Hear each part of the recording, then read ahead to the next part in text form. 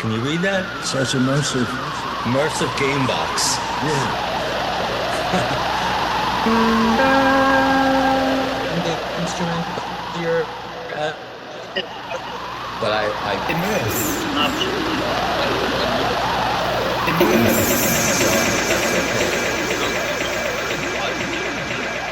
This is Charlie Morrow, speaking for Immerse.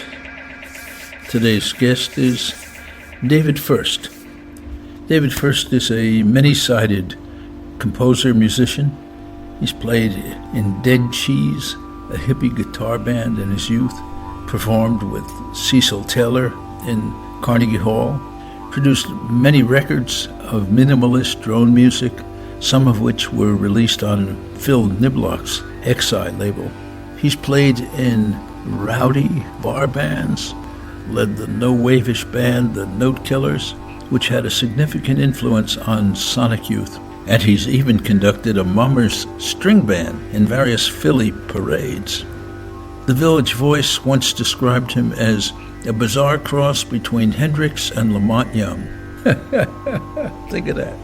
He's performed at most of the avant-garde's hallowed halls, including the Kitchen, Bang on a Can, Central Park Summerstage, the Knitting Factory, Tonic, the Deep Listening Institute, CBGB's, as well as the Ijsbreker in Amsterdam and many festivals throughout Europe.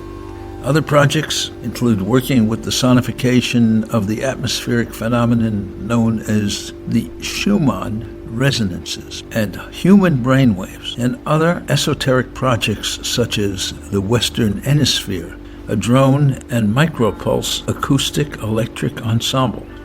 I first met David First at Phill Niblock's loft back in the 20th century, and we kept on meeting mainly there, but more recently we played a concert together. He has a project called Dave's Waves, which began in Europe and is currently in Brooklyn, where he offers a menu of sounds in what is an actual cafeteria that hasn't been operating as a cafeteria. It's an artist club these days. But it's a very special approach because it creates an informal listening arrangement for people to get involved through the menu, and also just the community that is drawn to that kind of experience. It was a great experience to play there. He and I also recently visited our friend Gerd Stern, a friend of Phill Niblock's, and Gerd's in his 90s. He's a multimedia artist and a poet, and we had a visit with him together in Manhattan. So our relationship is growing, and I'm very pleased to have him as a guest on Immerse. Sound, light, space, space, space, space, space, space, space.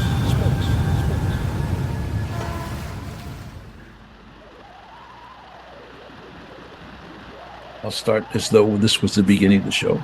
I'm very pleased to welcome you, David First, to Immerse. I'd like to start out by asking you what your first immersive experience was. What do you remember? I define immersive as perhaps the first time I realized that there was a bigger universe than my daily life, something cosmic, I suppose, in a certain way. And I definitely, my clearest memory of something, I'm from Philadelphia, but my family moved out to Denver, Colorado for, my father had some work out there. And we used to take day trips. And these were always pretty fantastic day trips. I mean, to the Grand Canyon, to the Royal Gorge, to the Painted Desert, all these incredible, lunar surfaces and places where, and like nothing else on Earth, But the one that trumped them all, that I have the clearest, most vivid memory, and the first time I remember like hearing, not even hearing, but like sort of experiencing and witnessing the heavens open up, was we went to where the asteroid collided with the Earth out in Arizona. Are you familiar with that? No, tell me. It's near Winslow, Arizona. I know that. And it's outside of any town. But there's this huge place where this asteroid crashed into the Earth. I don't know how many millions of years ago, and created this huge crater, meteor crater. That's what it's called. It's called meteor crater, not asteroid crater, meteor. I just remember just having just this cosmic experience where we were driving back and I started realizing, okay, there's more to life than this daily thing I've been living. You know, I mean, I was 5 years old. So I had I didn't have the widest view of what that it meant to be living at that point, but I was just going about my business like most little kids. And I think I was living a fairly normal life, but I felt like everything changed with that. I remember going back and sitting in the back of my parents' car and just like looking up at the sky because it was dark by then. I can't even really put it into like any kind of like physical experience. It was more just like imagining the heavenly choirs and the stars were all twinkling. And, you know, it was very clear that something had shifted in my perspective on life with that. Mira and I went back there. It was somewhere in like 2016 or 17. We went back to Arizona to see all the things that I remembered, but really it was for me, it was like a pilgrimage. I wanted to go back to this meteor crater and experience it again. You know, they always say, you should be careful what you try to revisit. It was still a very interesting place. It was very cool. But now there's a souvenir stand and like people giving lectures, you know, and they build out this whole infrastructure around it. When I went there in the late 50s, it was much more underdeveloped. It was, and therefore maybe a little bit more, trying to think of the word, but just like it had this whole aura about it because it was so alien. I mean, once there's people giving like paid tours and T-shirts and and mugs and, you know, it's a little bit less spiritual on some kind of level. I don't know, but it was still interesting to go back and see it once again. My old friend, the meteor crater. It wasn't like at that point I decided to devote myself to anything. I think I kind of went back to normalcy, at least for a few more years. But that was, I think, the beginning of looking beyond, you know, or the intimation that there was something beyond daily life. Well, I can imagine in such a location, you really could see how far up was up. Suddenly, you're in touch with it. It just continues going up. And whenever you think about that, it just becomes so ridiculous what we go through here, what we fight over, what we working hard to accomplish. All of that just becomes like, what are we doing? You know, I mean, I don't know what the answer to that is because, you know, it's not like we can just join up with the rest of the universe. Some people would say you can. It's a very sweet thought. I mean, you have a kindly nature and positive spirit. I had my moments. I think of myself as a sociopath with a heart of gold. That sounds very elevated. Of course, since that time, you've made your practice in sound. How you might connect what you're doing now to such a opening up experience, or if there is a connection. Well, at some point, I started out like a lot of kids of my generation, just, you know, getting involved in rock and roll and playing guitar and writing songs in a band in high school. But I think about this a lot. My generation, and yours too, you know, we're not that far apart.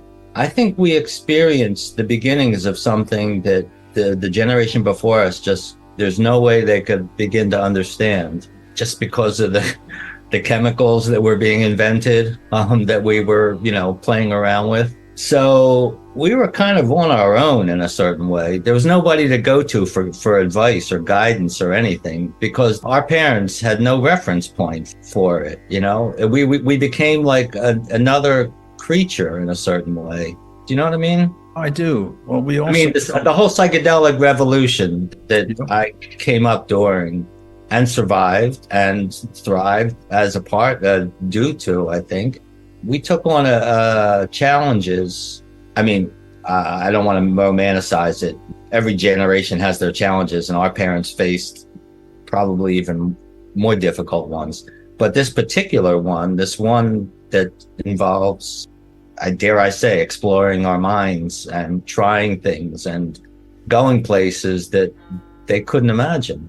And it probably scared the hell out of them, I think. I mean, although we tried to keep it as on the down low as we could.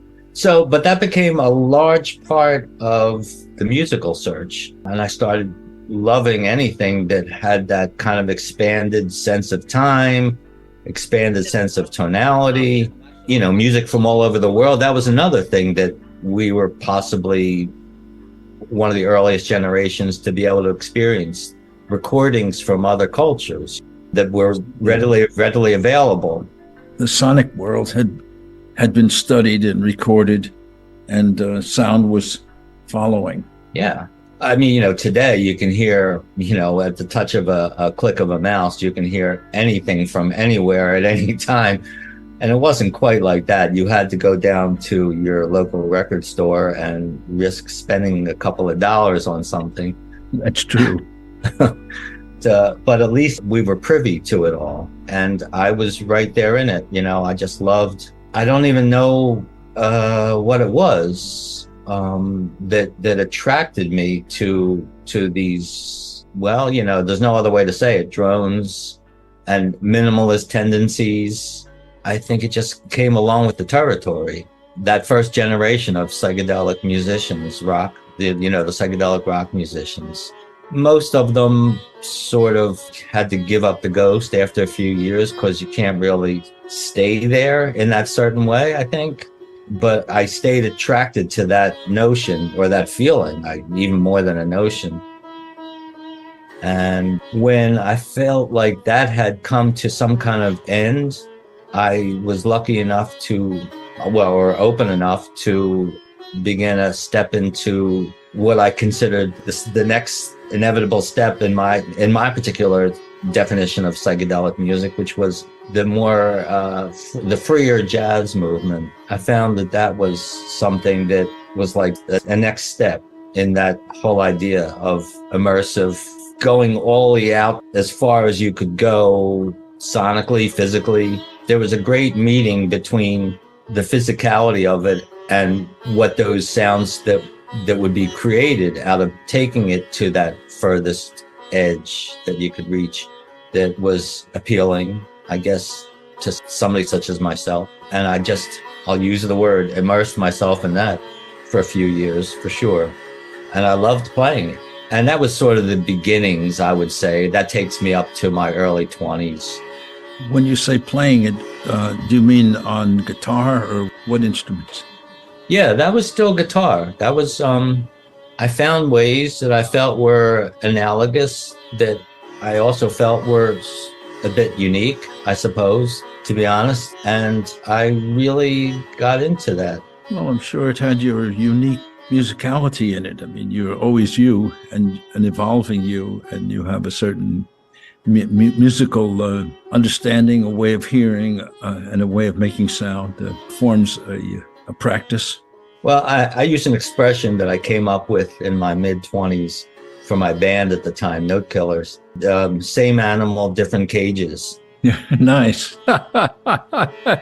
I've applied it to a lot of things since then, because I feel like it's always the same agenda, same, experience that I'm looking for, but it's just wrapped in a different package.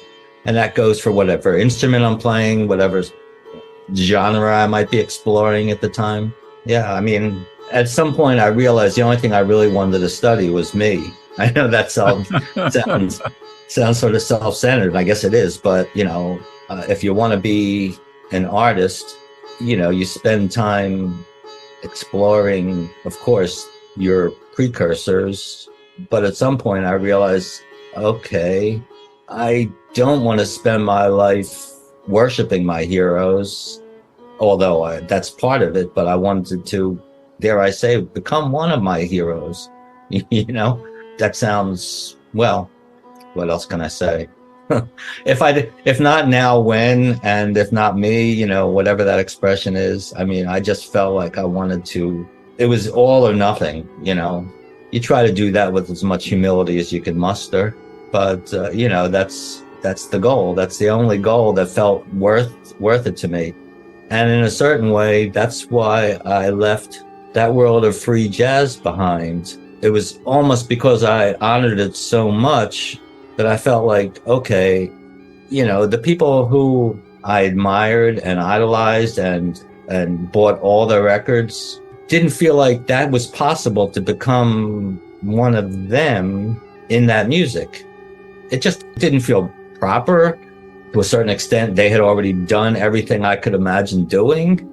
And I just felt like, okay, if I'm going to honor whatever my, well, I don't know what a word to use, heritage, I had to find something that was uniquely me. And that was, and I started getting involved with more electronic music at that point. And then I formed my band Notekillers, which was a rock band, a 3-piece instrumental rock band that I played guitar. And I felt like, for whatever it's worth, and even ever since, I've always sort of played around with the idea that whatever I do, I'm a rock and roll musician. You know, that's where my sensibility lies. And that's really what got me a ticket into the side door of like even playing free jazz. I had studied some jazz theory, some jazz guitar for a couple of years with an amazing, legendary musician named Dennis Sandoli.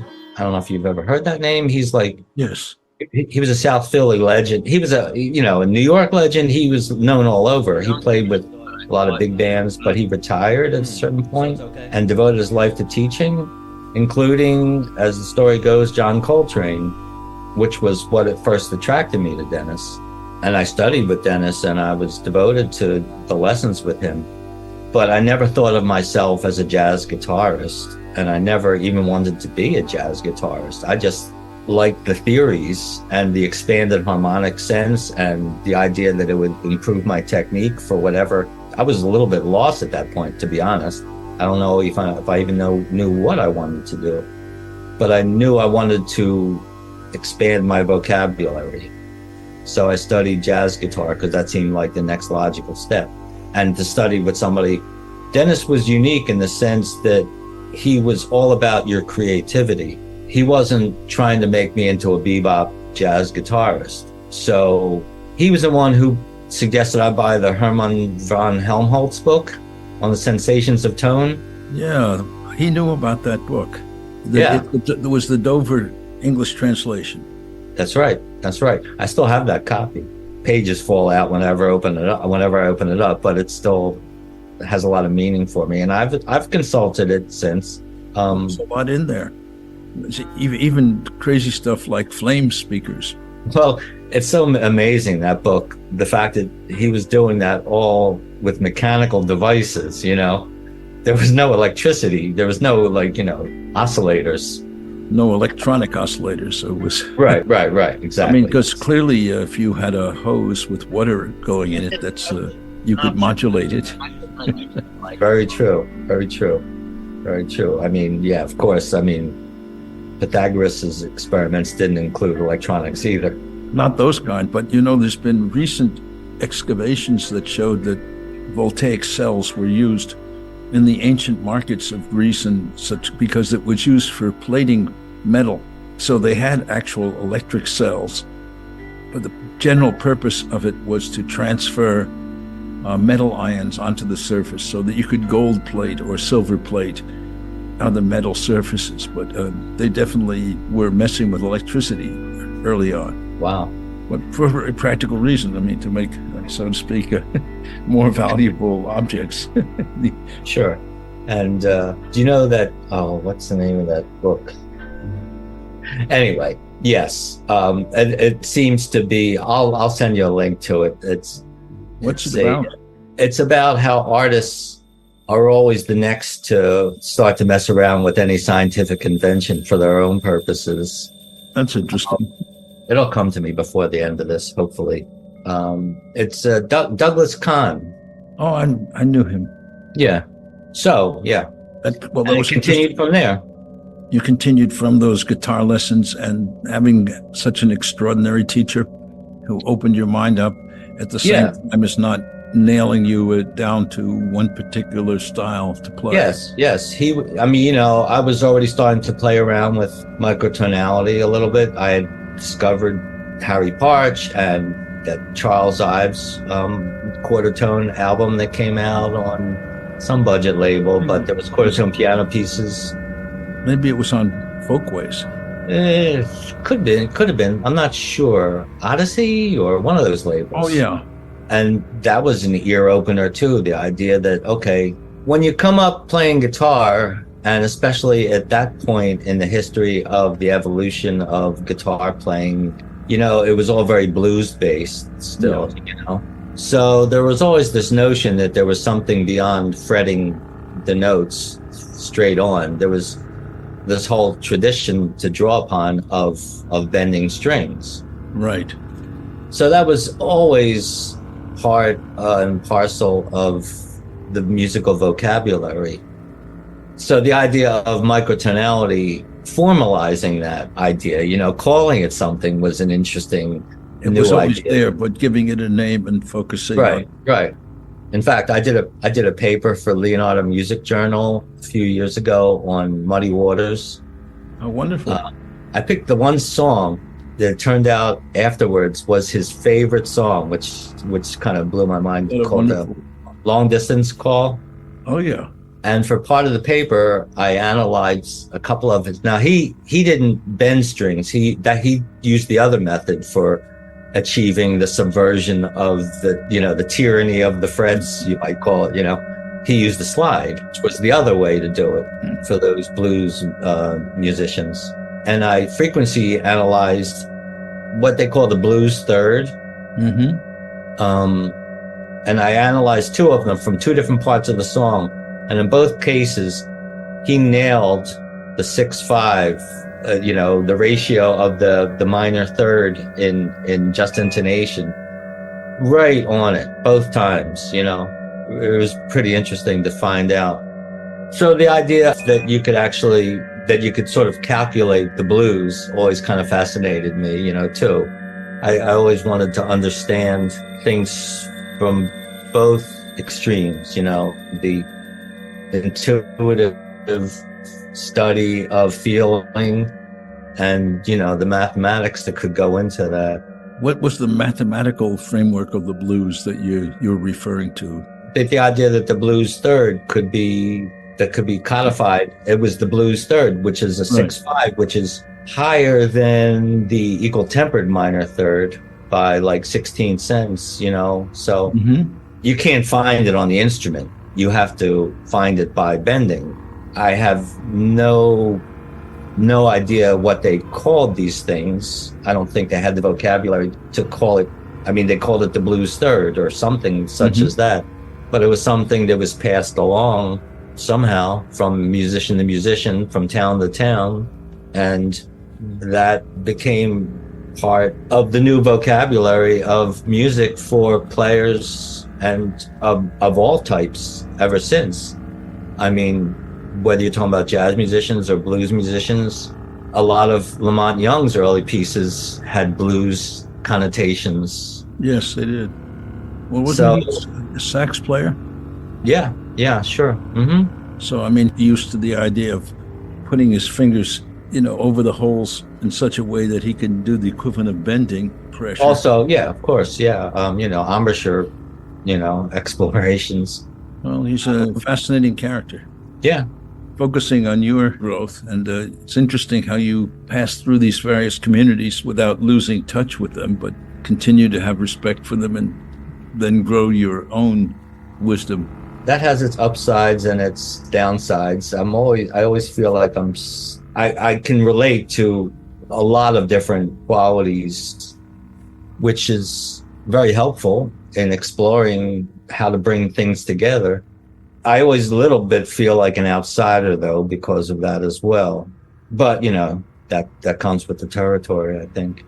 I mean, I can certainly relate to you, Charlie. So, I mean, I'm sure there's certain ways we also part ways, but there's enough common ground that we can communicate.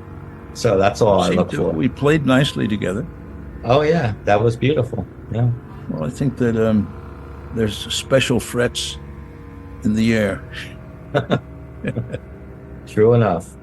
That was what I love about that certain, you're not that much beyond me in age, but there was a certain generation of people that I really related to. When I first moved to New York, I whatever was going on was not something that I necessarily couldn't do, which was like a lot of like free improv kinds of stuff. But the people that I felt resonant with were the Phill Niblock's, the Alvin Luciers, people such as you and Meredith Monk and Pauline Oliveros, and I felt more attuned to that than I did to every generation always reacts to the one before, so it's almost inevitable that, there would have been a corner turned by the time I got to New York. But I think when I first met Phill, I think he was kind of tickled by the idea that here's this. I wasn't a kid at that point. I was probably in my late 20s or so, early 30s even. But I was 20 years younger than Phill. And the idea that somebody was exploring things that he could directly relate to, I think he enjoyed. And I enjoyed, of course, finding Phill. Well, he was such a nurturing soul. Definitely. He had the capacity. I mean, and he relates to so many people's work. And by the way he could see it and curate it, often made people aware of looking for those things in common. If Phill puts this all together, must be something there. I always felt from the very beginning. I first met him when he came to a chanting with brass ensemble piece that I did. It had saw. Gordon Mummer was playing saw, and there was a ney, and it Carol Weber. It was called Spirit Voices, and it was based on Tibetan shaman's journey. And there was Phill. I couldn't believe it, He was. This is the old kitchen before it became the kitchen. It was the kitchen of the Broadway Central Hotel. Herman Nietzsche had done an event there with cow carcasses. The place was being hosed down in order to make it habitable. It was stenches. We were just there because I think my concert date was moved in order to remove the cow stench of Nietzsche. Reese Chatham was also there. What was Nietzsche's last name? Pardon? What was Nietzsche's last name? No, Nietzsche. This is Nitsch. Herman Nietzsche. Right. No, that's a name that's lost to me. He's an Austrian extreme installation artist. Really extreme. Sounds like it. I mean, if you consider smell and the presence of dead meat as performance elements, I mean, that talk about the blues third.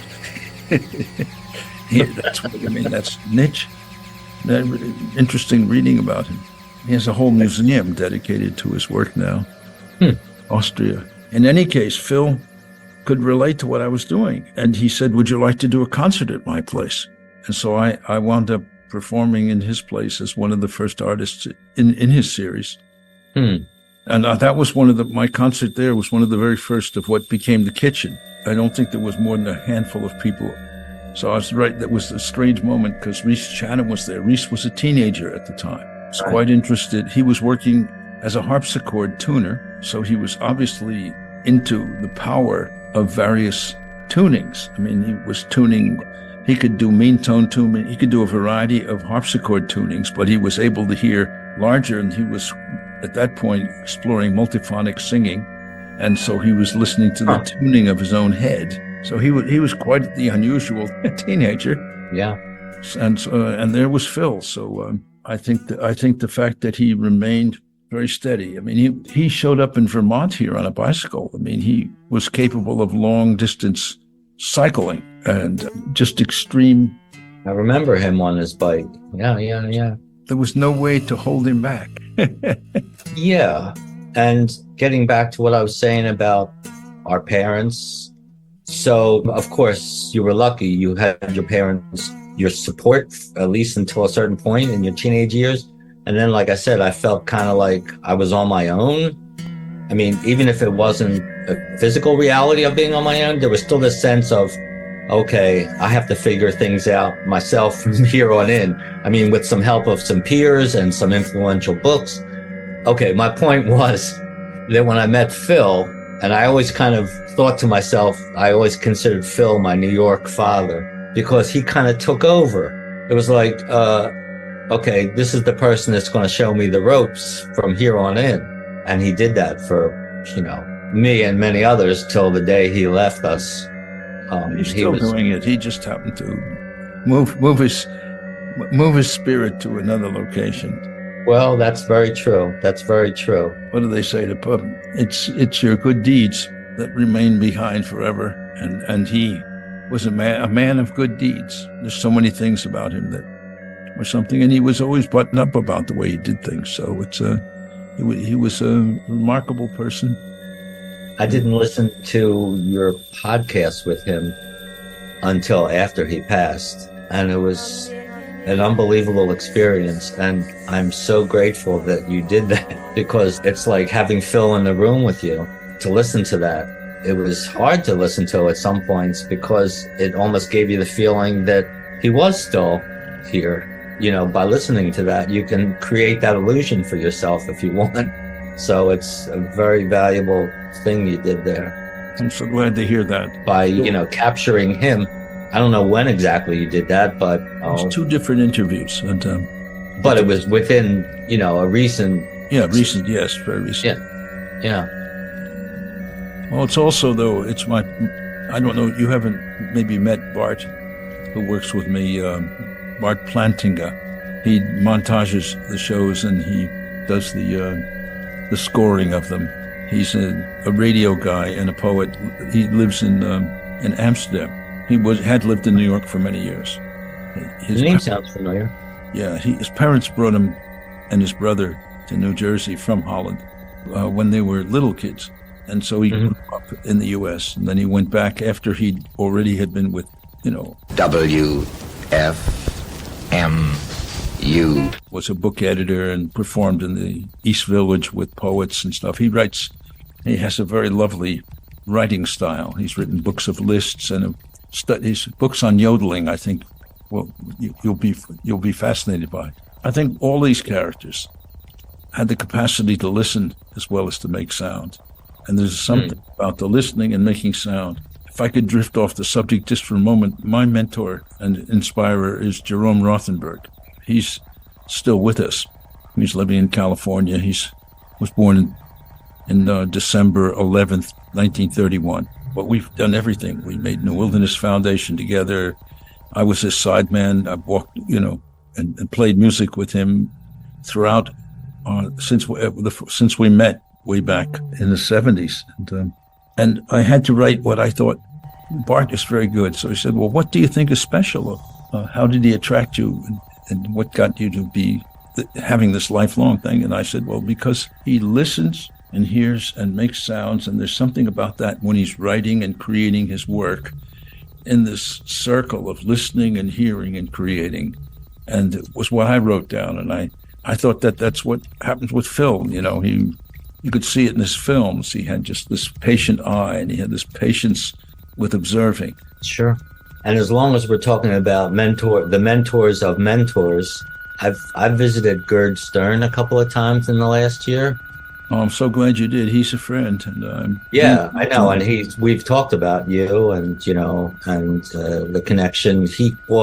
I don't know how it could happen, but he's still very lucid and everything, and he's 5 years older than Phill was. He's such a trove of information and ideas and history, and it's unbelievable. And of course, that all came about because I asked Phill once over the summer, how's Gerd? Because I hadn't seen him around. He said, you should go visit him. So I took that as my marching orders. And we visit him together. That would be unbelievable. I'm sure he would love that. I would like to really talk to you about Dave's Waves, the equipment that you had and what made you work with this equipment. It's a unique take, and it's a very authentic take, and it's almost like you were introduced to the world of electronics by knowing a TV repairman as a child. Oh, okay. So you know a little bit already. That's good. I don't know where to begin with that. The origins of Dave's Waves I decided I wanted to study brainwaves a little bit for this. I was asked to do a sound installation in this exhibition in Leer, Belgium. And I decided I wanted to do something based on brainwave states. I had been looking things up and I discovered there was again, the idea of formalizing things that I was intuiting. I liked creating beating tones by having hard panning on each side of your, for each ear. And I started reading about it and I learned that there was a whole, I don't even know if I want to call it a science. I guess it's a science. It's definitely a science. Everything co-opted by the new age side of things becomes sort of a pseudoscience, but I enjoy that too. But the, binaural beating and all of that. So I started, exploring that. And then I discovered this phenomenon called Schumann Resonances. And I befriended a geophysicist who enjoyed what I was telling him about what I was doing, and he started sending me a live feed of the Schumann Resonances that he was analyzing and measuring out in the outbacks of Fairbanks, Alaska. But I decided for this installation, I wanted to try to have some fun with it. Yeah, it is kind of a way of tricking people. I wanted to see if I could get your, dare I say, average non-experimental music aficionado to sit and listen to something and experience it without prejudice and without fear, which was the main thing, because I think we do this to people, we explorers of sound or explorers of art or theater or whatever. Maybe we don't mean to, but we shroud it in this ominous kind of separatist attitude. And I wanted to see if there was a way I could get a true reaction out of people that would bypass all of that. So I created this sonic restaurant called Dave's Waves. And we had a nice logo on the window of the so-called restaurant that I had set up. We had tables and I had a menu, and people had, at that point, this was like in the early 2000s. And the only way I could do it though at that point was to burn discs and have these drone pieces that I created using Schumann resonance data and brainwave data, frequency data. And I would burn these pieces I created and onto discs and put them on, Walkman discs, with headphones. And I got such an amazing response out of it. It was just exactly what I was looking for. People walking down the street. Of course, the organization that was sponsoring the exhibition also had their people there. But what I was really interested in and hoping to encourage were the people walking by, that just say, what is this? It looked like some kind of restaurant, and they would come in and have a true experience. They would experience it without knowing what they were going to experience, which meant they weren't afraid, or at least if they had any fear of walking into a strange place and put headphones on, they were immediately put at ease by the menu, which was all humorously worded. And I did it a few times in different cities, European cities, Berlin. There was one in the Netherlands. There was one in Moscow. But I never thought I could do it in New York because, when I would do it in these places, it would be for 6 weeks at a time. It would be part of an exhibition. I always insisted that it be in a storefront. I never wanted to do it in a museum or a gallery because that would defeat the whole purpose. That would be like putting parentheses around the parentheses, let's pretend we're trying to do something real in a real situation. So that would give the game away and already prejudice people, and also not give people the walk-in people, which is what Dave's Waves is really all about, the walk-by traffic. So I would always insist on being in a storefront. But I never thought I could do that in New York because how funding is. The idea that somebody was going to give up their storefront for a month or two in New York, it just seemed impossible. I never even thought to try to do it. But as fate would have it, there's the Sunview Luncheonette, which is unbelievably 3 blocks away from me here in Greenpoint. It's such a magical place. It's like the most amazing thing I've ever run across in all my years of being in New York, at least. It's a former luncheonette that still hasn't changed its appearance since the 1970s, probably. There's a couple of phone booths in there with phones that obviously don't work, and the menu on the wall, it was $1.15 for a burger. They never changed their prices.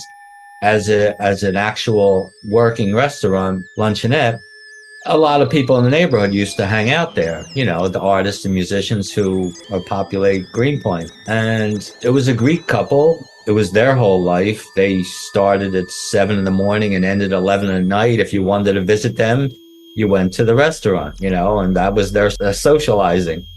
And amazingly enough, the husband died 2010 or 11, something like that. And B, the wife, retired, but she amazingly bequeathed it to all the artists and musicians that hung out there. And it became a social club that has fought vigorously to never become a venue, but allows different types of events to occur there. Somehow, I forget what the situation was exactly, but one of the members, I was not yet a member, I am now a member, a dues-paying member, found out about my Dave's Waves and said, why don't you do it at the luncheonette? Now, of course, doing it in an actual restaurant is like too crazy. It's just like, we always used to work really hard to make these empty spaces look like restaurants.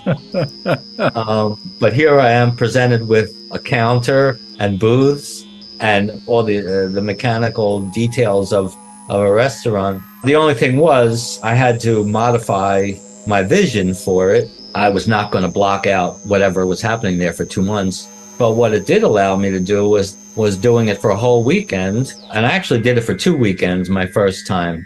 I don't know if they would have been amenable to a longer term thing, but that was an experiment. And I felt like, let's try this. And it gave me the opportunity to expand on the idea. Number one, whenever I would do it in some other country, I would spend a week there setting things up. And then once it was running, the interns took over and I went home. I wasn't going to be the host for weeks at a time. There was no way that was going to be possible in my life or theirs. So I would go home and entrust it to whoever, you know, try to explain the concept. And it worked very well. You know, I would get reports from them and I would have a sign-in book with comments and all of that. But to do it in New York, 3 blocks away from me, meant I could be there the whole time. Well, 2 things happened beyond that, too, was that not only could I be there, but it felt like a natural extension of things. There were never performances in these Dave's Waves that I would do there. It was a very austere situation. There was no sound at all. It was just a headphone private experience. That was the whole idea, that if people chose things from a menu, the technology moved from the Walkman disc CD players to iPods. That was a big innovation. That was in Berlin. And what they had to do was they had to glue them to a plate, which they glued to the tables because iPods weren't cheap. The Discmen, you could get knockoffs at that point. I don't think they were even really official Sony Discmen. You could get them fairly cheap. I mean, none of them ever got stolen anyway, but the iPods were, I still have one, you know, that was glued to a plate that has the glue on the back that I took as a souvenir. But it still had the same information on it. It was just a different medium for presenting it. By the time I did it in Friesland, in the Netherlands, the internet had gotten to the point where there was no reason to have a physical medium, you know, or if there was, everybody had phones at that point. This was 2013. So by that point, everybody had a smartphone. I mean, we provided headphones because not everybody walked around with headphones, but you just sat at a table and there was a URL to go to. So we tried to keep up with the times, and we always made that, you know, point of pride of Dave's Waves as we were at the cutting edge of technology. But there were never performances, to get back to my point. But when I started doing it here, it seemed like, well, you know, first of all, I started doing live resonance, Schumann resonance sound in the room. And by the one in the Netherlands, I had starting what I called Dave's Wave Cinema, which were these videos that I created using some of the same information, the same relationships, the mathematical relationships. And it became, dare I say, a more immersive experience. So you walked in and you heard something automatically. And I created this huge sign to put up on the front of the Sunview to turn it into the Dave's Waves. It's been amazing. I even started serving things, you know, and of course, when you're doing something at Sunview, there's always going to be wine and beer. It became a much more socialized environment, which is beautiful. I mean, I just love People hang out there, and it's like your local bar at night, especially. But instead of hearing whatever's on the jukebox, like rock and roll or R&B or country western, you're hearing Schumann Resonances. That's the ambient environment that's in there. I started having performances and curating evenings, but the difference here was instead of just having people perform, I never turn off the Schumann resonant drones. Those drones are always on as long as the place is open. And what makes it a little bit different for the performers is that they're always interacting with those drones. It creates something that can't happen anywhere else. You can't necessarily just go to your bag of tricks. You can, but you have to relate your bag of tricks to what you're hearing surrounding you, which doesn't happen anywhere else. It's a special challenge, but it also means that something special is likely to happen that won't happen anywhere else. And that's what we did together.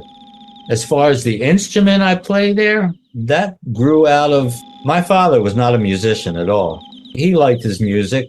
I think he liked Stan Kenton. But what he was a huge cornerstone influence on everything I've done because he was an electrical engineer. As an example, I had an old Akai reel-to-reel tape recorder, and I had an oscillator. To this day, I can remember how important this was. I was overdubbing sine tones, and I went to overdub a second sine tone, and all of a sudden I'm hearing this third sound that I knew I didn't do. And I asked my father, I said, what's going on here? And that's when he explained to me heterodyning, difference tones that open up the floodgates. And that's all I've ever tried to do ever since. And that's where magic is for me. And the pursuit of magic is all I'm interested in. And that is how you either do something personally interactive in what you're doing, or how you interact with other musicians, or how you interact with some drones you set up. Whatever happens that creates that third thing that you're not personally responsible for, that is there because of what you're doing, of course. But if you stop doing it, two things would disappear, not one thing. That is all I'm ever looking for, is that difference tone. What can you call it? 1 + 1 = 3. Beautiful vision. I appreciate your generous spirit and liking that kind of magic. If you're not pursuing the creation of magic, let's say, to keep it a little bit more humble, there's no reason for doing it. Now, of course, there's 1,000 ways to create magic. I think magic can be created simply through the interaction of performer and audience. There's still some kind of third energy being created.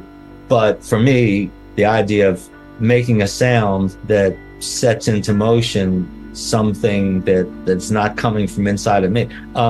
My father, as an electrical engineer, he showed me how to create a theremin out of the insides of transistor radios, that you could use your body capacitance to modulate the sound just by touching the different components inside. That was pretty magical. That was like something that I never heard before. So, he had a very experimental nature. He built TVs, and he repaired TVs. He had a curiosity that I think I got from him. Curiosity plus musical training equals hopefully something original. But he had this device. It was a signal generator that was in my house, and I was so enamored with this thing. I used to pretend I was piloting a spacecraft. It was just this old rectangular metal box with some really fascinating knobs and dials on it. Along with that meteor crater story I told earlier, we're talking about the late 50s, early 60s. The whole outer space thing was all the rage, I used to pretend I was piloting a spacecraft with this thing, turning the knobs, and I was so in love with the look of this thing that I carried it around New York for decades, took it with me everywhere. It was a beautiful piece of art. And somehow a light bulb went off in my head when I started thinking about frequency and frequency ranges.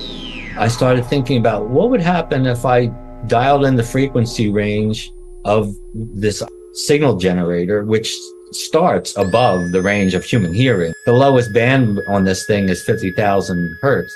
What would happen if you tuned the radio to somewhere around the same place? And again, magic. is what happened. I started hearing the signal generator coming out of my radio. What is going on here? I mean, I love having the precise control of digital. There's also something about having something that's almost uncontrollable, which is really what happens when I'm using this thing. I can do my best, but it's really beyond being able to play, a repeatable melody. I love that about it. It's the ultimate challenge of being a musician. It's like, riding the bucking bronco. How do you control the uncontrollable and yet feel like you're still making music? I had one other Heathkit signal generator that I bought when I lived on Canal Street when I first moved to New York. It was like an open air bazaar every day on Canal Street. There'd be blankets with LPs and books and clothes and electronic. And I bought this Heathkit signal generator just because I like the look of it for $10. I carried that around with me for decades. And I still use that and my father's signal generator as part of my instrumental array in this configuration. I've gone through many radios and I've settled on a couple of these GE super radios, these really beautiful, they have like nice large woofer and a small tweeter. And I have an ongoing eBay alert for any time one of these signal generators, these Superior Instruments 650As from the 50s, there's these tube, signal generators. I have 3 of them that are currently operative, and I use 2 in performance. It's a great instrument. It's a beautiful sound. I also use transistor radios because those I can move the proximity to the signal generators and make that an instrument as well. I even use a theremin, but I only use the amplitude antenna, which also becomes a controller. It's become formalized. It just gives me this amazing sound that it sounds like it's coming from outer space. There's a little bit of static always involved. It's AM radio that I'm talking about here, so it's not the same pristine quality of sound as if it were FM radio, let alone just oscillators inside of a synthesizer or a computer. But that adds a little bit of this eerie distance to it that I find really beautiful. And I also know that there's a level where I have to accept what it gives me, and I like that about it. Controlling it is always a challenge that I take on. I don't give up that idea. So when I want to have that kind of experience, that's what I use. There's always a level that I call gestural improvisation. I mean, it's what all interpretive musicians do. I'm not saying I invented that.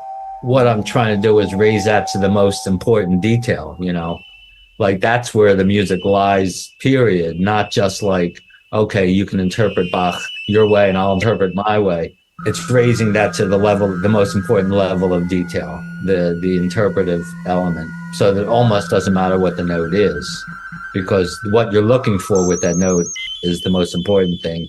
And that's a realm I think is best left up to the moment. Simply because you have no idea what the sound of that particular room is going to be. You have no idea on a certain level even what your instrument is going to be capable of that day, what your physical nervous system is going to be capable of that day, what another musician in that same group that you're playing with is going to be up to at that particular moment. There always has to be this variable, in a boxing match. Everybody has a plan until you get hit, in the face. And then everything after that becomes an improvisation. This has been an amazing excursion into the essence of Dave's waves. I feel like we're at a good place to leave the listeners with lots more to think of in their heads. Is there anything that you would like to say in conclusion, or have you said it? I don't know. I mean,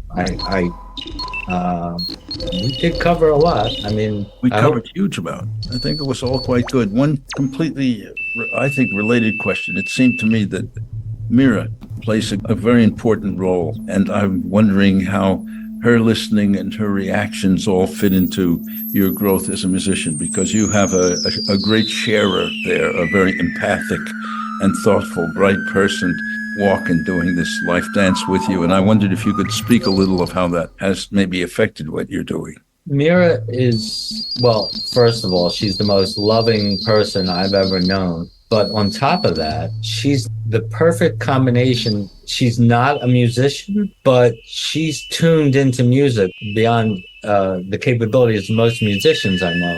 And to have her feedback is it's scary sometimes because she will tell the truth.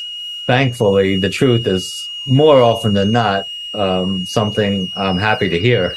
But there's always this scary moment at the end of a performance when I walk up to her and I go, well, she provides the ultimate feedback for me because I'm prejudiced. She's outside of it enough to have a clearer view of it than me sometimes. And to have her give me the thumbs up is what I pretty much always need to know for sure that something's working.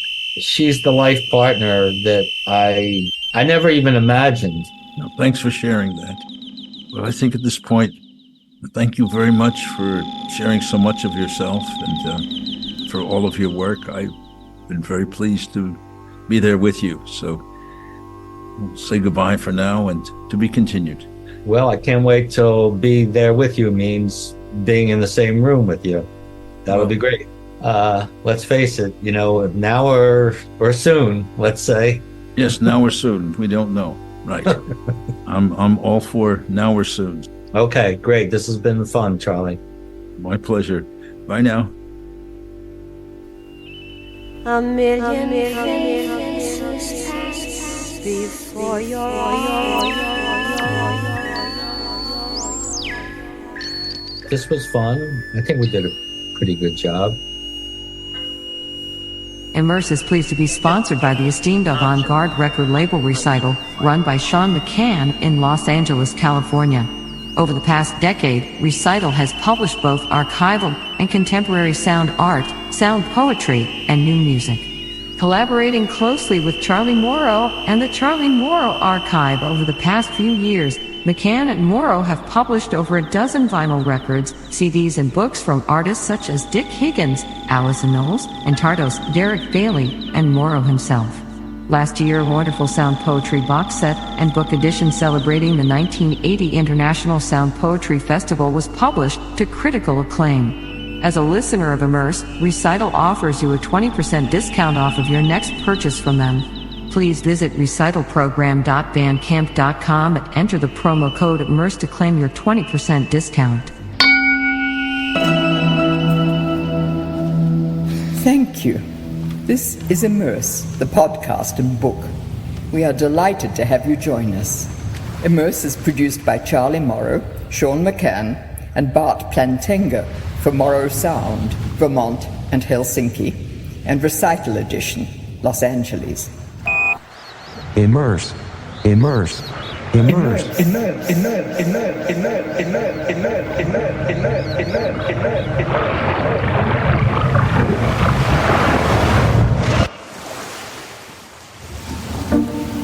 An empty shell to fall back into the sea.